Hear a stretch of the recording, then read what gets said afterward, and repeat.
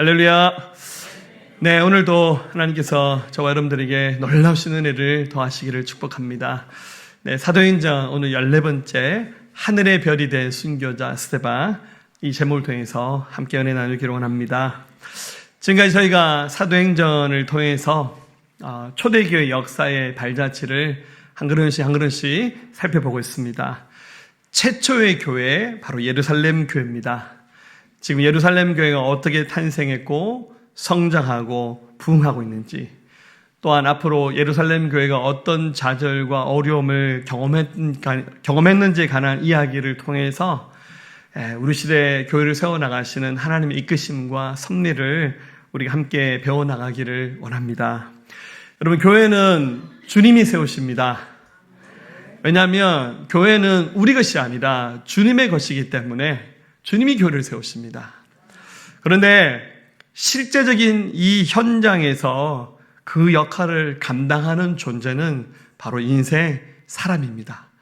하나님이 교회를 세우시지만 실제 현장에서 그 역할을 감당하는 존재는 바로 인간입니다.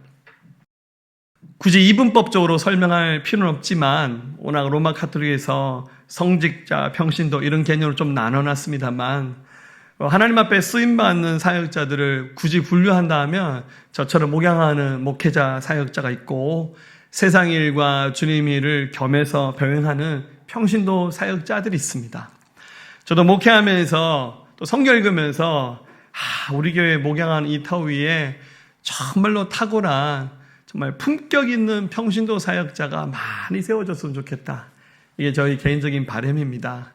목회자야 어차피 주님께서 부르셨으니까 죽으나 사나 가야 될 길이고, 우리 성도들 가운데 정말 빛나는 삶을 살면서 모든 사람들이 존경할 만한 그런 평신도 사역자가 참 많이 세워졌으면 좋겠고, 또 그런 롤모델이 될 만한 사람들이 많이 있었으면 좋겠다는 것이 저희 개인적인 바람입니다. 특별히 오늘 이 예루살렘 교회 안에 지금 제가 소개하고 있는 정말 품격 있는 평신도 한 사역자의 이야기를 여러분과 함께 나누고 싶습니다. 그 사람이 바로 오늘 이 말씀의 주인공 스데반입니다. 이 스데반이 얼마나 탁월한 믿음을 가졌냐면, 제가 좀 이렇게 한번 좀 표현해보고 싶어요. 꽃보다 평신도 사역자. 할렐루야. 꽃보다 할배 아닙니다. 이 주인공은 스데반입니다. 지난주에 살폈듯이 예루살렘 교회가 엄청나게 부흥하면서 목회자 그룹이었던 12사도가 교회를 이끌어가기 역부족이었어요. 그래서 사도들이 고민하면서 우리 이러지 말고 평신도 사역자를 세웁시다 하면서 7명의 집사님들, 디아스코노스라고 하죠. 7명의 평신도 사역자를 세웠는데 그 중에서 가장 탁월했던 사람이 바로 스데반인 것 같아요. 역사적으로 스데반을 찾아보면 스데반은 한 AD 한 5년쯤에 태어난 인물로 추측되고, 그리고 오늘 이 말씀에서 순교하기 때문에 사실 청년의 삶을 사다가 인생을 마친 사람, 믿음과 성령이 충만했던 사람. 그래서 보통 우리 기독교 세계에서 스데반을 부를 때 앞에다가 세인트라는 말을 붙여서 성 스데반이라 부를 만큼, 우리 기독교 세계는 예수님 외에는 사람을 너무 높이는 것을 그다지 좋아하지 않으니까 스데반 얘기를 많이 하지 않지만, 사실 로마 카톨릭에서는 12월 26일을, 그리고 러시아를 중심으로 한 동방 종교에서는 12월 27일, 그리고 기독교 세계에 속한 영국의 성공회에서는 12월 26일을 스데반의 순교 날로 기념하면서 이 날을 좀 뜻깊게 보냅니다. 예수님의 생일하고 좀 비슷하죠. 그래서 이 스데반의 이름 뜻은 왕관이라는, 면류관이라는 뜻이고요. 그리고 사도들은 오리지널 유대인들입니다. 그래서 히브리파 출신의 유대인들이었지만 그들이 7집사를 세울 때 7집사들은 대부분 다 그리스어에 능통한 헬라파 출신들이 많았어요. 그래서 이 스데반은 원래 그리스에서 태어나서 자라다가 여기 와서 초대교회 예루살렘 교회 7집사 중에 한 분이 된 사람으로 추측합니다. 자, 근데 이 사람의 가장 인생의 클라이막스는 이분이 바로 순교를 했다는 겁니다. 여러분, 순교라는 말 어떤 느낌으로 다가옵니까? 바로 이 예루살렘 교회가 최초의 교회인데, 예루살렘 교회가 한창 부흥하다가 예루살렘 교회가 순교자를 탄생시킵니다. 자, 순교를 이렇게 한번 정의해 볼 수 있죠. 예수 그리스도의 복음을 전하다가 다른 종교의 박해자들에서 목숨을 잃어버린 사건이 바로 순교죠. 그런 순교 당한 사람을 순교자, 마르티어라고 그렇게 말을 하죠. 근데 여러분들, 믿음의 관점에서는 순교지만 세상적인 관점의 순교는 바로 복음 전하다가 종교적인 분쟁에 의해서 살해당하는 거예요. 순교란 말이 굉장히 아름다운 말이잖아요. 그래서 철없이 하나님 앞으로 순교자 되게 해주세요. 이런 겁나는 기도하지 마세요. 본인이야 순교해서 무사히 천국 가서 영광이 상 받지만 나만 우리는 그거 뒤치대가를 하려면 교회에 엄청난 어려움을 겪을 수밖에 없어요. 그러니까 순교가 굉장히 아름다운 것이지만 세상적인 관점에는 복음 전하다가 살해당한 거예요. 그래서 그 사건이 일어나면 교회와 또 기독교 단체가 얼마나 많은 어려움을 당하고 공격을 받겠습니까? 영광스러운 순교라고 세상 사람들이 생각하겠어요? 여러분들, 그만한 예가 되는 사건이 2007년 분당 샘물교회에서 아프가니스탄으로 파송되었던 의료 선교팀 이야기, 우리 너무너무 잘 알고 있지 않습니까? 이 교회에서 23분의 의료 사역을 중심으로 하는 NGO 단체처럼 이렇게 만들어서 2007년 7월 13일에 아프가니스탄으로 해외 봉사단을 파견했습니다. 복음 전하겠다는 거죠. 가서 의술로 사람들을 섬긴 거죠. 근데 하필 그 아프가니스탄에서 이슬람 근본주의 탈레반에게 이분들이 피랍당해서 붙잡혀서 약 44일간 감금되어 있으면서 협상하는 그 과정 가운데 목사님 한 분과 평신도 한 형제가 순교해서 목숨을 잃어버렸습니다. 최근에 영화 교섭이라는 영화가 만들어졌는데 저는 그 영화를 못 봤는데 이 영화의 모티브가 바로 아프가니스탄 이 피랍 사건을 가지고 만들었다는 얘기를 들었습니다. 여러분, 복음 전하러 갔잖아요. 그 나라에 핵 끼친 게 뭐가 있습니까? 그런데 붙잡혀서 난리가 났어요. 여러분들, 우리나라 뉴스의 포털 사이트에 완전히 이 소식이 완전 도배했습니다. 44일간 감금되어 있었으니까. 제가 살면서요, 네이버에다가 기사에다가 댓글을 그때 당시에 딱 2번 달아봤어요. 그 이후 저는 네이버 이런 데 절대 댓글 안 답니다. 너무 욕이 많이 올라오는 거예요. 기독교 욕을 어마어마하게 하는 거예요. 심지어 기독교인들조차 욕하는 거예요. 너무너무 화가 나가지고 제가 댓글 달았어요. 너 이렇게 아무리 익명이라도 이렇게 욕을 함부로 할 수 있냐고. 10원짜리 욕하지 말고 이분들이 나쁜 짓을 하냐고. 가서 복음 전하러 갔고 의료를 통해서 그 민족 섬긴 거 아닙니까? 그리고 지금 우리 민족이 죽어가는데 왜 우리 민족을 욕합니까? 피랍시킨 그 탈레반을 욕해야 되는 거 아닙니까? 제 말이 하나도 틀리지 않았잖아요? 댓글 다고 난 다음에요, 욕이 한 수천 개 달리더라고요. 제가 그 2번 달았거든요. 제가 그 이후로 제가 결심해서 앞번에 절대 포털 사이트에 댓글 안 단다고. 저 충격받았어요. 야, 이렇게 생각이 다를 수 있구나. 여러분, 그때 2007년이 시작되기 전에 한국교회가 그 전에부터 어마어마한 슬로건을 외쳤거든요. 그게 바로 뭐냐면 1907년도에 평양에서 대부흥운동이 일어났었잖아요. 그걸 100주년 기념한 해가 2007년입니다. 그래서 기독교 역사를 아는 분들은 1907년에 부흥이 일어났으니까 2007년에 우리 대한민국에 또 한 번 부흥이 일어나지 않겠냐. 왜냐하면 이 부흥이라는 것도 여러분들 역사를 공부해보면 사이클이 있거든요. 근데 묘하게 100년 사이클로 부흥이 일어났어요. 유럽에서 아시아로 아메리카 대륙. 그래서 이 사이클이 한 번 돌아서 우리 대한민국에 어마어마한 부흥이 일어나지 않을까. 그래서 어게인 1907 리바이벌 하면서 난리가 났어요. 그런데 부흥은 일어나지 않고 단기팀이 피랍당해서 목숨을 잃어버리면서 욕이란 욕은 다 얻어먹으면서 저도 양심껏 하나님께 기도하기, 하나님 이거 너무 하시는 거 아닙니까? 저 사람들 무슨 죄가 있고 우리가 이렇게 욕먹어야 될 이유가 뭐였습니까? 하나님의 뜻은 뭡니까? 물었던 기억이 납니다. 왜 하나님이 멈출 수 없는 부흥 가도를 달려갔던 예루살렘 교회에 스데반이 순교하게 되는 이 어마어마한 사건을 허락하셨고, 부흥을 외쳤던 우리 한국교회가 왜 이런 어려운 위기에 봉착했을까요? 그 섭리와 그 이유를 우리가 오늘 이 말씀을 통해서 찾았으면 좋겠어요. 말씀 들으면서 순교는 나랑 아무 상관없지, 우리 교회랑 아무 상관없지. 아닙니다. 이 말씀을 들으면서 우리 시대에도 순교자가 필요하고 우리 시대에 정말 제대로 된 순교자는 누구인가를 생각해 봤으면 좋겠어요. 여러분, 우리가 사는 시대 정신이 하잖아요. 스피릿 오브 제너레이션이라고. 각 시대에는 시대 정신이 있어요. 근데 죄송하지만 우리가 사는 시대는 시대 정신이 읽히지 않을 정도로 너무 복잡하고 다양하고 어렵습니다. 핍박이 없고 순정한 길을 가는 것이 좋은 것인가요? 혹은 반대로 순교자를 탄생했던 1세기 예루살렘 교회는 최악의 시대였나요? 지금 2023년 이런 핍박은 없는 것 같아요. 2007년 한국교회가 겪었던 그 시대는 가장 나쁜 시대였나요? 하나님 정말 그렇게 하셨을까요? 저는 그렇다고 생각하지 않습니다. 순교자가 필요했기 때문에 하나님이 순교자를 탄생시키면서 역사를 쓰게 하셨습니다. 멀리 있는 곳의 이야기가 아니라 우리 교회의 모태가 예루살렘 교회잖아요. 우리가 하늘에서 뚝 떨어진 것이 아니라 우리 위에 올라가면 우리를 세워주신 우리 마들 처치가 예루살렘 교회잖아요. 일본 교회, 최초의 교회가 왜 이렇게 순교자를 탄생하는 어려움을 겪었을까요? 과연 하나님이 찾으시는 순교자의 모습은 어떤 모습일까요? 여기는 이 순교당하는 이 스데반의 오늘 이 본문 내용을 보면 답을 알 수 있습니다. 먼저 우리 스데반이 가졌던 그의 믿음의 영성을 생각해 봤으면 좋겠습니다. 여러분, 이 스데반은 청년이었습니다.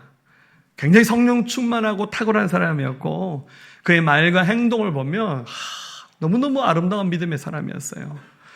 제 생각에 이 사람이 한 100살까지 살면서 초대교회에 선한 영향력을 끼치는 믿음의 사람으로 살면 얼마나 좋겠어요. 근데 하나님이 정말 불과 같은 삶을 살면서 단명시키면서 그를 데려가셨어요. 이유는 뭘까요? 어떤 점에서 어떤 목회자보다도 더 훌륭했던 평신도 사역자 스데반 아닙니까? 자, 스데반의 탁월함을 뭘 통해서 확인할 수 있냐면 그가 오늘 이 사도행전 7장 초반에 설교를 합니다. 이게 설교하는 장소가 아니라 사실 재판받으러 붙들려간 공회입니다. 앞전에도 말씀드렸듯이 이스라엘은 이미 로마의 정치 행정 구조를 받아들였기 때문에 공회가 있었어요. 그래서 사내들인 공회의 의원들이 적어도 70명 넘게 있었고 그날 출석한 의원들과 그 뒤에 율법학자들 쪼르륵 앉아가지고 이 사람이 정치적으로 어떤 생물학적으로 무슨 종교적으로 죄가 있는지를 신문하는 자리입니다. 스데반이 여기 붙들려 왔어요. 그래서 당신 어떤 짓을 했소? 당신의 죄에 대해서 한번 얘기해 보세요. 라는 변호의 기회를 가졌을 때 스데반이 여기서 자기는 죄가 없다는 사실을 증명하는 것이 아니라 스데반이 여기서 설교를 합니다. 설교를 하는데 지금 이제 스데반이 서 있는 시기는 초대교회니까 아직 신약 성경이 기록되지 않았어요. 스데반 시대의 성경은 구약 성경밖에 없어요. 구약 성경 전체를 꿰뚫는 설교를 합니다. 여러분 죄송하지만 저도 이렇게 설교할 때 성경책을 펼치고 원고가 있잖아요. 자, 여러분들 눈치 안 보이게 원고를 살짝 보면서 설교를 하고 있습니다. 성경 말씀 인용할 때도 제가 좀 틀리게 인용하면 안 되니까 미리 성경도 다 타자를 쳐서 읽잖아요. 근데 이 자리는 스데반이 원고가 없어요. 성경책을 펼치지 않았습니다. 그런데 구약에 나오는 풀소리를 다 깨면서 설교를 합니다. 이게 굉장히 긴 설교입니다. 여러분들 제가 스데반처럼 설교하지 않은 것을 감사하게 생각하십시오. 할렐루야. 스데반이 2절부터 53절에 해당하는 긴 설교를 하는데요. 여기 누가 등장하냐면 아브라함이 등장하고요. 이삭과 야곱이 등장하고 요셉이 등장하고 모세가 등장하고 여호수아가 등장하고 다윗과 솔로몬이 등장해요. 굉장히 긴 설교를 합니다. 그만큼 이 스데반이 하나님 말씀을 관통하는 그런 지혜와 지식이 있었다는 뜻이고 맥을 굉장히 잘 잡았다는 뜻입니다. 사실 이 자리에 있는 종교 지도자들은 다 알만한 얘기들입니다. 아브라함도 알고 요셉도 알고 다 알아요. 근데 여러분 중요한 것은 아는 것이 아니라는 거예요. 성경 많이 읽으시고 암송도 하시죠? 설교 많이 들으셨죠? 어쩌면 이 사도행전 7장 이런 말씀도 꽤 여러 번 들으셨을 거예요. 근데 중요한 것은 말씀을 듣든 읽든 간에 이 말씀이 무엇을 가르친지를 알지 못한다면 정말 세계의 경읽기라는 거예요. 그러면 구약 성경, 지금 구약 성경밖에 없으니까 구약 성경의 나침판 어디를 가리키냐면 바로 예수 그리스도의 복음을 가리키고 있어요. 스데반이 이걸 알았어요. 어릴 때부터 성경을 달달 외우듯이 알았지만 결국 성경은 메시아로 오실 예수님에 대해서 증거하고 있다는 사실을 그가 알았어요. 그래서 이 자리에서 이 긴 설교를 한 거예요. 그 설교 마지막 자랑 51절에 목이 걷고 마음과 귀에 할례 받지 못한 사람들아, 너희도 너희 조상과 같이 항상 성령을 거스른도다. 너희 조상들이 선자들 중에 누구를 박해하지 아니하느냐. 의인이 오시라 예고한 자들을 그들이 죽였고 이제 너희는 그 의인을 잡아준 자요 살인자가 되나니 너희는 천사가 전한 율법을 받고도 지키지 아니하였도다 하니라. 당신들이 지금 마음이 강팍해져서 성령을 거스르면서 또 이미 우리에게 이 복음을 알려줬던 수많은 선자를 죽였고 심지어 하나님의 아들 메시아까지 죽게 만든 여러분들 얼마나 무지막지한 자인지 알고 계십니까? 라고 피를 토하듯이 스데반이 그렇게 설교합니다. 스데반의 탁월한 점은 바로 이 점인 것 같아요. 복음을 깨닫고 알고 증인으로 살아가는 그의 삶. 사랑하는 여러분들, 진리는 예수 그리스도. 예수 이름 한 분밖에 없어요. 예수 그리스도가 없는 복음은 죄송하지만 가짜입니다. 말이 아무리 화려하고 어마어마한 행동이 있고 표적과 기사가 나타나고 건물이 아무리 화려하고 돈이 많아도 예수가 없다면 그건 가짜예요. 반대로 겉모양은 굉장히 초라하고 볼품없고 그런다 할지라도 그 속에 예수 그리스도의 복음이 있으면 진짜입니다. 탁월한 사역자의 중심은 바로 예수 그리스도의 그분의 복음이 드러나는 거예요. 우리 예수님을 더 깊이 알아야 됩니다. 예수님을 더 깊이 만나야 됩니다. 기억하십시오. 예수님을 얻으면 모든 것을 얻은 것입니다. 예수님을 잃어버리면 사실 우리는 모든 것을 다 잃어버린 사람들입니다.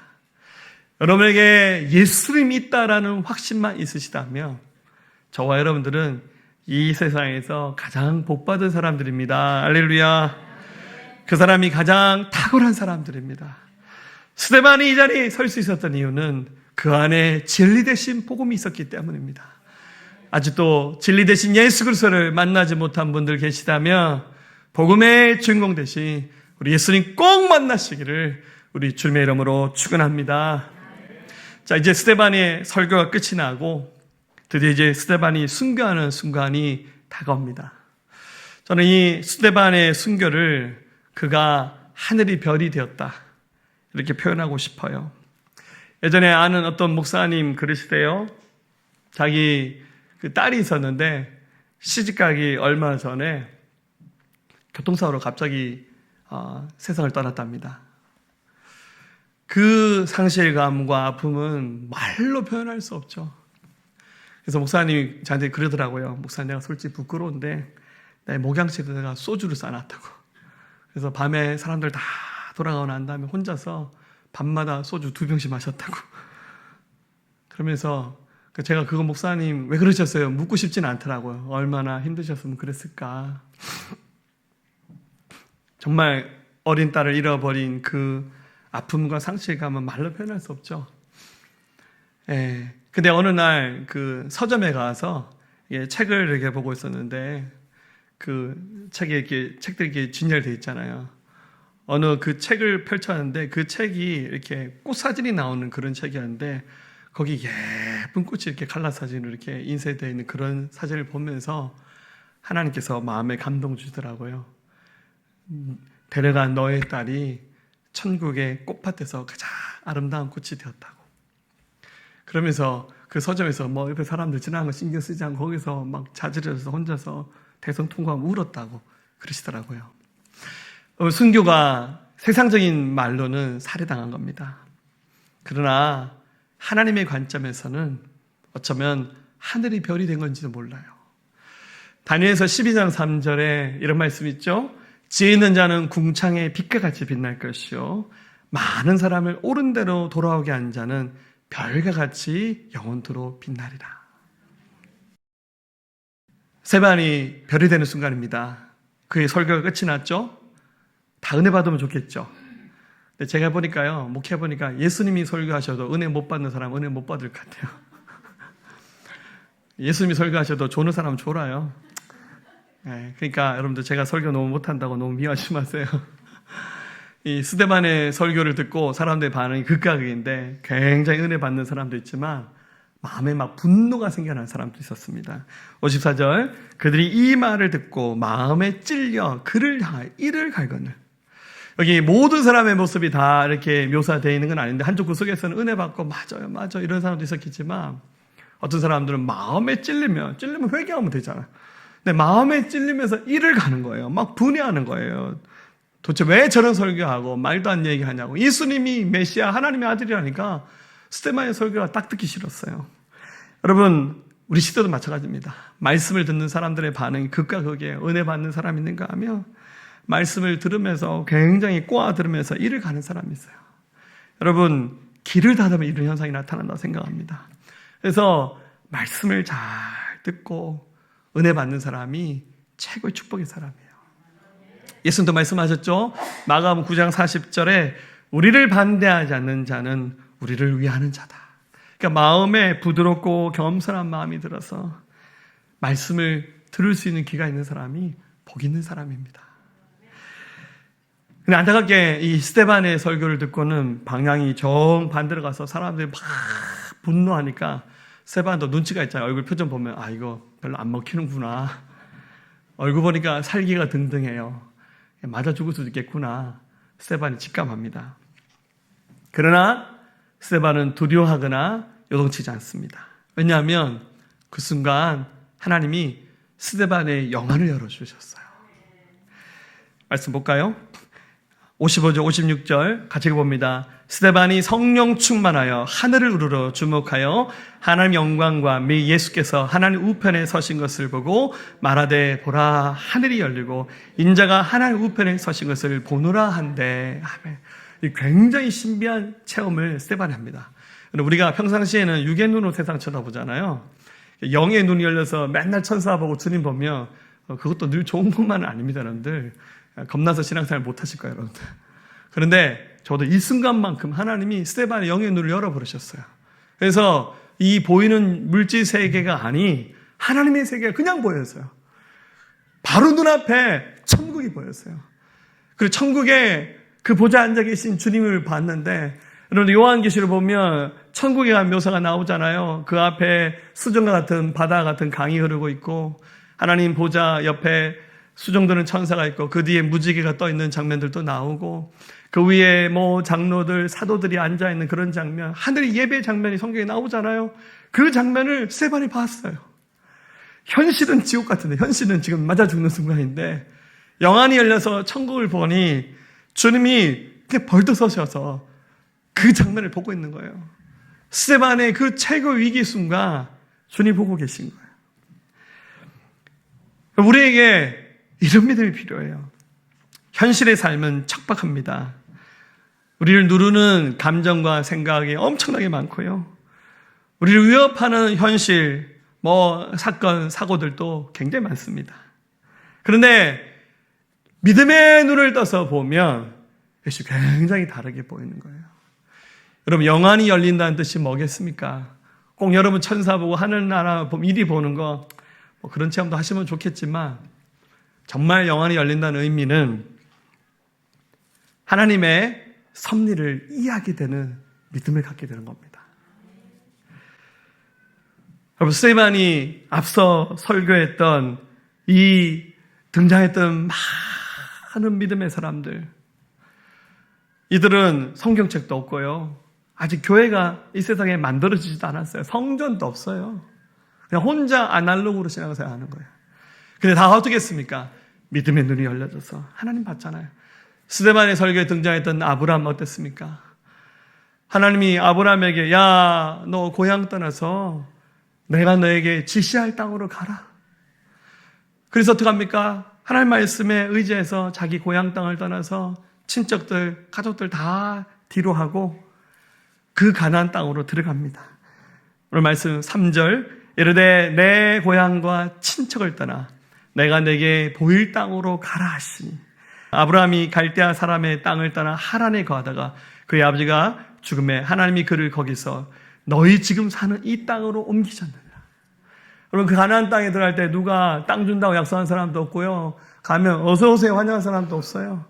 근데 그냥 하나님 말씀 하나만 의지해서, 왜냐하면 믿음의 눈을 가지고 고향을 떠나서 가나안 땅에 가서 정착했습니다. 그게 여러분들 지금의 이스라엘입니다.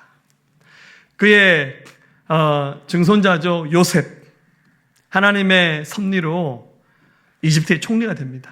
근데 그 과정이 절대 쉽지 않았어요. 형제들이 미움 사서 이집트의 종으로 팔려가서 죽을 고생하고 감옥살이하고 거기서 하나님의 은혜로 그가 일어나서 이집트의 총리가 되었습니다. 지나보니까 미움받았던 형들의 그 미움, 고생했던 이 모든 것들이 다 하나님의 섭리였군요. 9절에 여러 조상이 요셉을 시기하여 애굽에 팔았더니 하나님이 그와 함께 계셔 그 모든 환난에서 건져내사 애굽 왕 바로 앞에서 은총과 지혜를 주심에 바로가 그를 애굽과 자기 온 집의 통치자로 세웠느니라. 이 스데반의 설교에 모세도 등장하죠. 모세는 버려진 자입니다. 그 어머니가 태어나자마자 그 아이를 갈대 상자에 넣어서 나일강에다 버려봅니다. 유유 흐르는 그 강가에 띄워져서 돌뿌리에 걸려서 뒤집어지기만 하면 그냥 죽는 거예요. 근데 하필이면 그 시간에 애를 못 낳았던 바로의 공주가 목욕하러 나왔다가 그 갈대 상자를 주워서 열어보니 자기랑 인종이 다른 히브리 민족의 아이가 담겨 있는 거예요. 근데 그 아이를 감동이 돼서 양자 삼고 키웠는데 또 나중에 이 모세가 실수하죠. 살인죄를 저집니다. 자기 죄를 감당할 수 없어서 도망갔다가 나이 80에 부름받아서 이스라엘 민족을 해방하는 민족의 구원자로 쓰임받습니다. 37절 이스라엘 자손에 대하여 하나님이 너희 형제 가운데서 나와 같은 선자를 세우려 하던 자가 곧 이 모세라. 그리고 마지막으로 다윗과 솔로몬 왕이 될 팔자가 아니에요. 저 시골 베들레헴에서 양이나 치고 소나 치우는 집에 막내 아들 태어나서 별 볼 일 없었던 다윗을 한 이스라엘 왕으로 삼으시고 또 그의 아들 솔로몬이 왕이 되면서 자자손손 대대로 왕권을 하나님께 이어가게 하시면서 하나님의 은혜로 성전을 봉헌하여 드리게 되는 축복의 주인공이 됩니다. 46절 다윗이 하나님 앞에서 은혜를 받아 야곱의 집을 위하여 하나님의 처소를 준비하게 하여 달라고 하더니 솔로몬이 그를 위하여 집을 지었느니라. 구약시대에 살았던 인물들이지만 다 영의 눈이 열려서 하나님의 섭리, 하나님의 계획을 이해했던 사람입니다. 어느 유명한 희극 배우가 멀리서 보면 희극인데 가까이서 보면 비극이라고. 저는 이렇게 바꾸고 싶어요. 육의 눈으로 보면 현실은 비극이지만 영의 눈으로 보면 희극입니다. 순교자의 영성을 가졌던 스데반의 눈에는 지금 돌에 맞아 죽는 이 상황이 그렇게 느껴지지 않았어요. 그렇지만 궁금하죠. 어떻게 이럴 수가 있습니까? 그럼에도 불구하고 스데반 너무 아깝잖아요. 왜 이런 젊은 청년을 하나님이 데려가게 하셨을까요?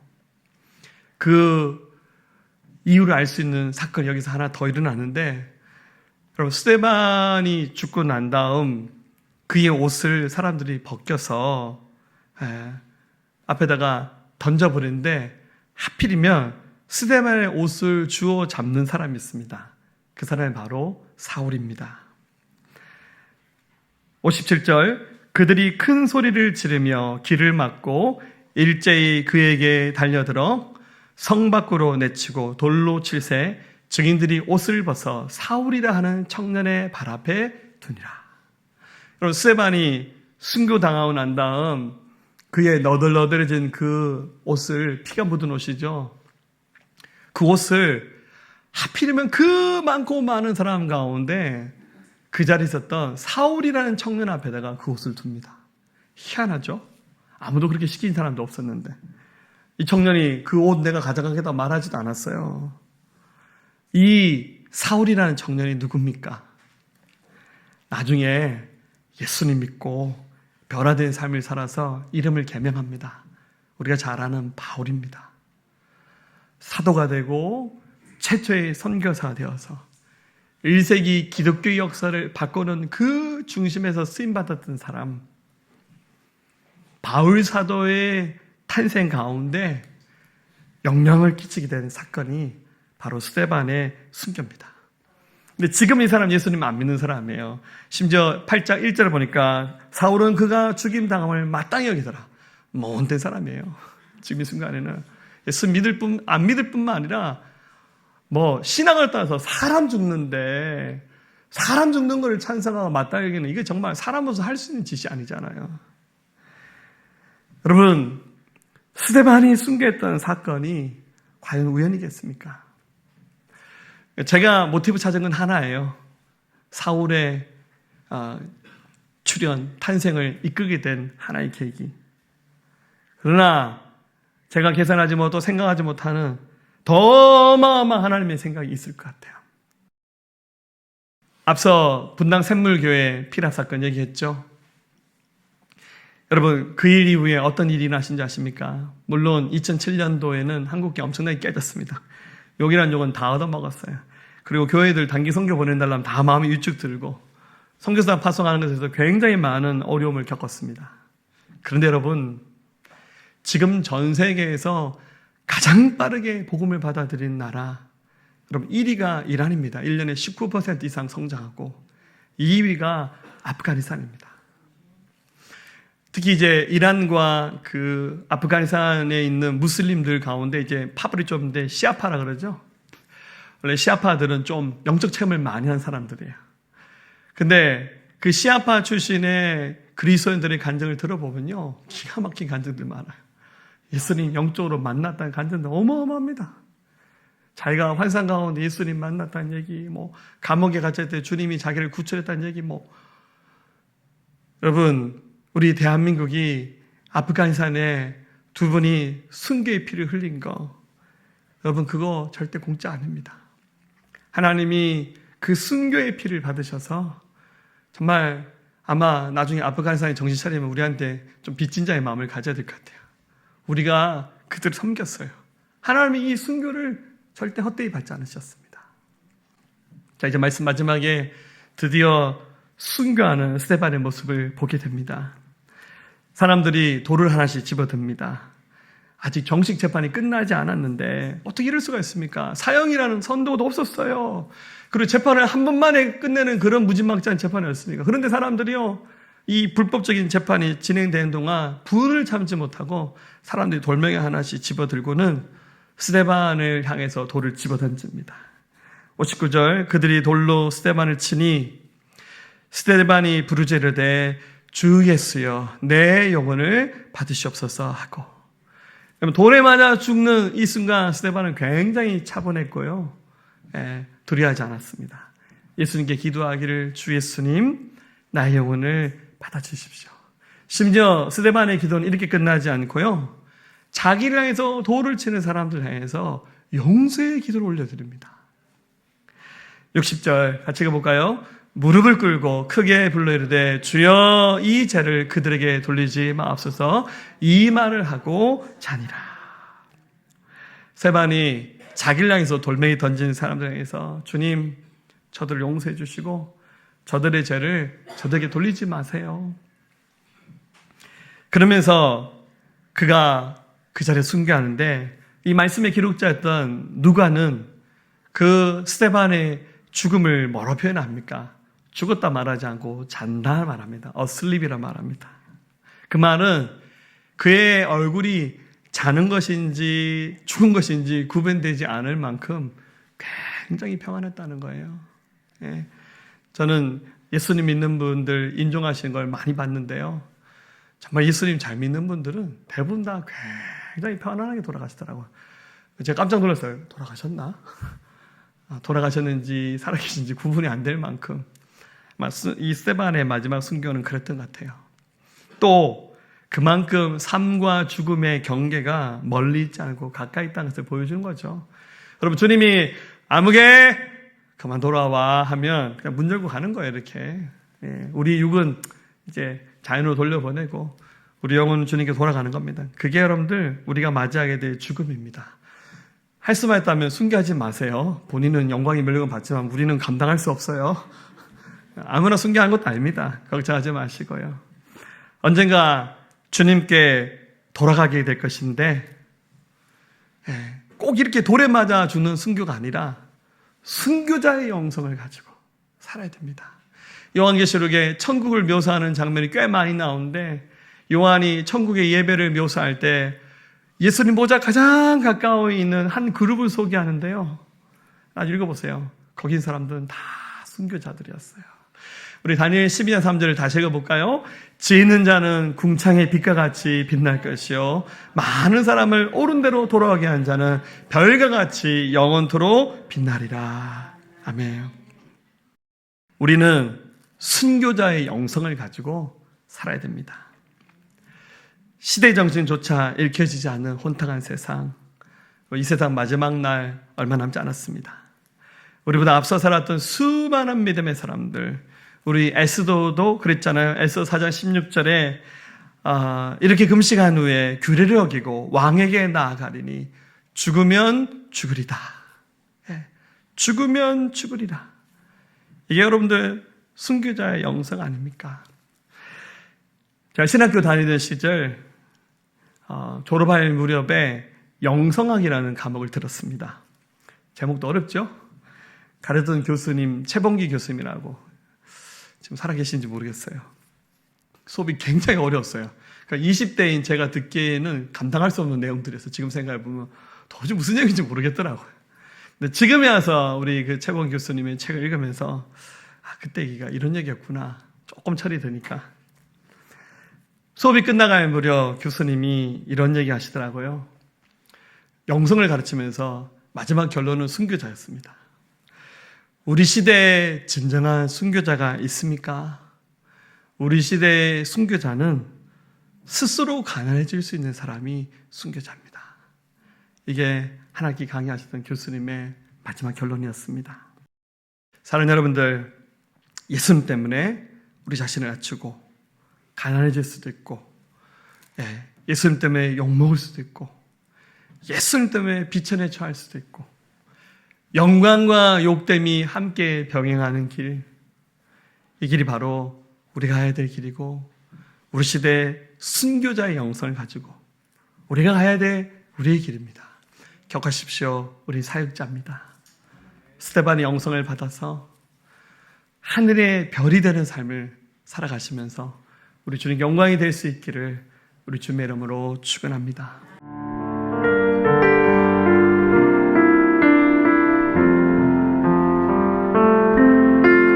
하늘의 빛이 땅에 떨어져 죽으면 맑은 열매를 맺고 생명을 얻게 되리라.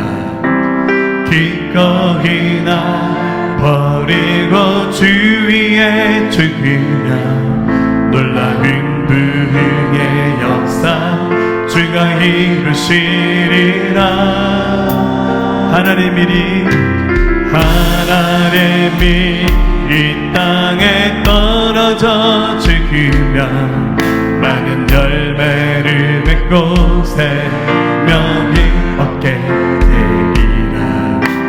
기꺼이 날 버리고 주위에 죽으면 놀라운 부흥의 역사 주가 이루시리라. 주여 내 생명 받아주소서.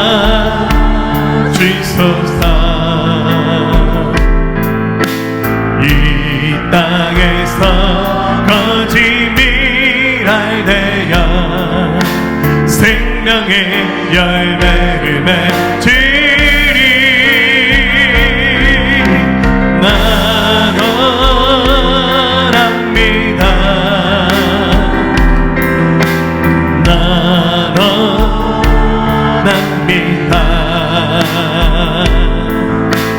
모든 권리 주께 드리오니 아버지의 뜻 이루소서. 하나님이 이 땅에 떨어져 죽으며 많은 열매를 맺고 생명을 얻게 되리라.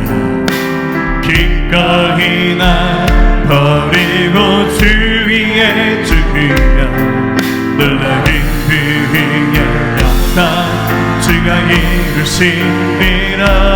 주의 내 생명을 손들고 고백합시다. 주가 내 생명 받아주소서. 받아주소서.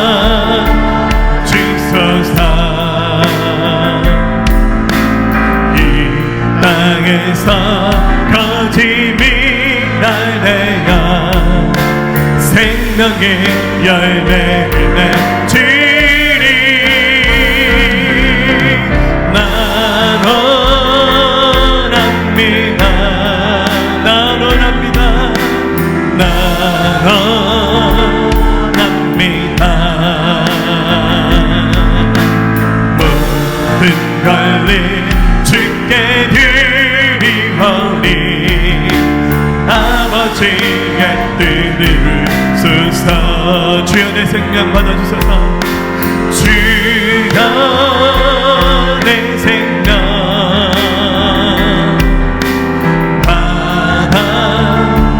받아주소서. 이 땅에서 거짓이 날 내어 생명의 열매를 맺으리. 난 원합니다. 난 원합니다. 난 원합니다. 난 원합니다. 모든 권리 주께 드리오니 아버지의 뜻 이루소서. 하나님이랄로 하나님이랄로 우리 부르시는 거룩한 주님의 위대한 부르심 연대를 향하여 우리 달려갈 때 영원한 하늘에 영광 보게 되리.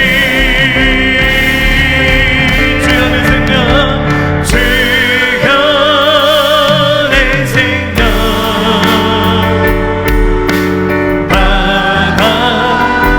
받아주소서. 이 땅에서 거짓이 날 내어 생명의 열매를 맺으리. 난 원합니다. 난 원합니다. 난 원합니다.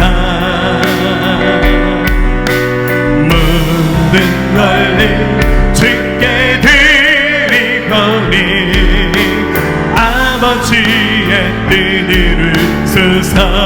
모든 권리 주께 드리오니 모든 권리 주께 드리오니 아버지의 뜻 이루소서. 아버지의 뜻 이루소서. 아버지의 뜻 이루소서. 아버지의 뜻 이루소서. 이제는 우리 주 예수 그리스도의 은혜와 독생자를 아낌없이 내어주시 하나님 아버지의 다함 없고 변함없는 그 크신 사랑하심과 성령님의 내주하시고 교통하신 놀라우신 축복의 사랑이 예배한 사랑하는 성도들의 모든 심령 가운데 이들의 가정과 일터와 학교와 나라 민족과 모든 열방과 우리 새생명교회에 지금부터 영원토록 함께 하옵시기를 간절히 축원하옵나이다. 아멘.